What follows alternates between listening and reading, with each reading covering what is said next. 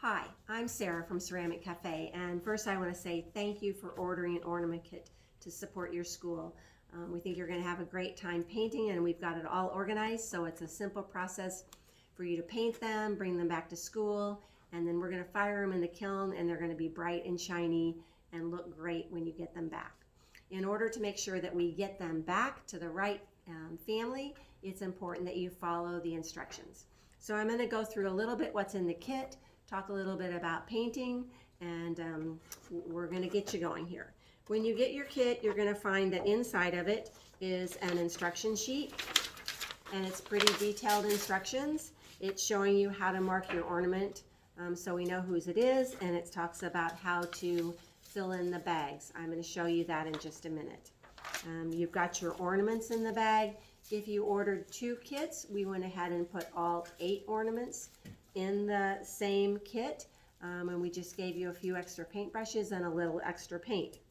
You have a bag for each ornament. When you're done painting, I'm going to show you how to fill this out, and so that we can get it back to you.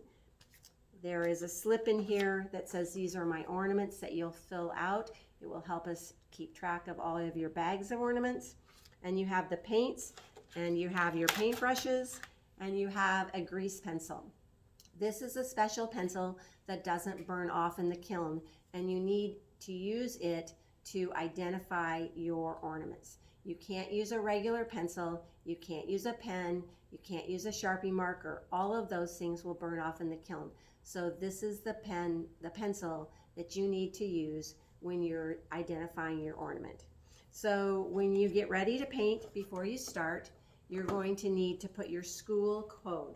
Right here by the ornament hole, I'm going to have you write, now if it was the Ceramic Cafe, it would be a CC.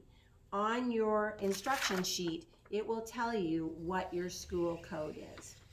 Now, right under the school code, you're going to put the grade and the teacher.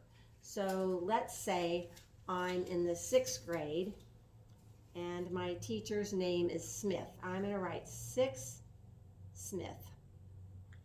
Now my last name's Thompson, so I'm going to write Thompson as my family name in the middle of the ornament. Okay? If you have several children that you are having painting your ornaments, it will be helpful if you use the same grade and teacher for all of the kids, even though they might be in a different classroom. It will help us keep your ornaments together.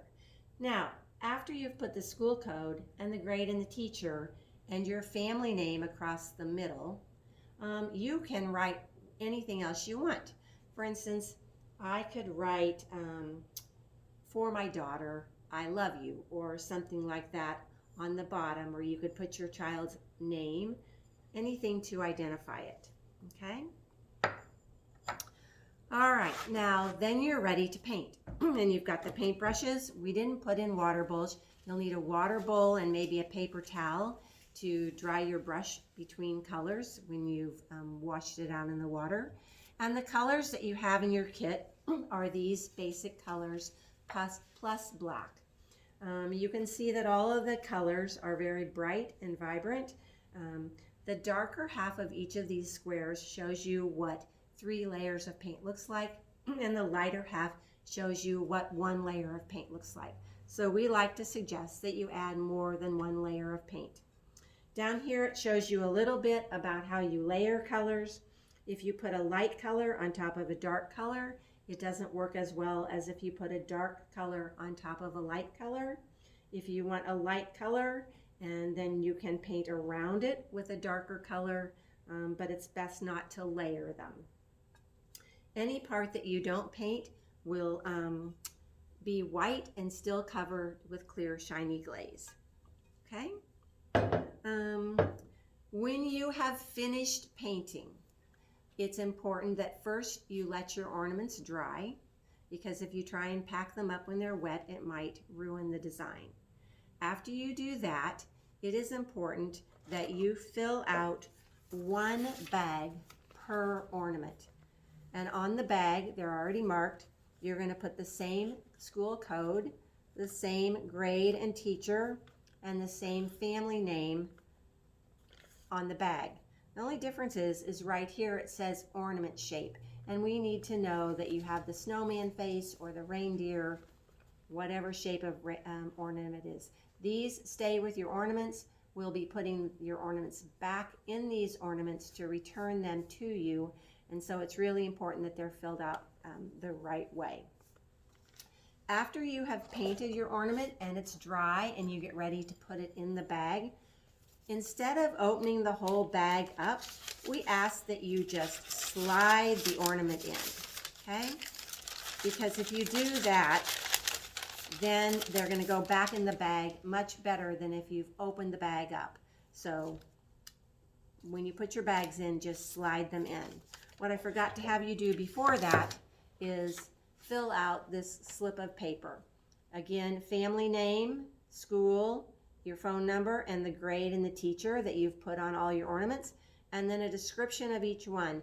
I have the snowman face and I painted it with a purple hat and blue eyes, or I painted the reindeer and I wrote Rudolph on it. Anyway, the way that you've got them described, okay? You'll wash the brushes and put them back, and make sure and return the grease pencil. You can get rid of the paints when you return them, but put all the ornament bags, your slip, and the grease pencil and the paint brushes back in the container, close it up, and put the rubber band back on it. Got a rubber band here somewhere. There we go. And then send it back to school.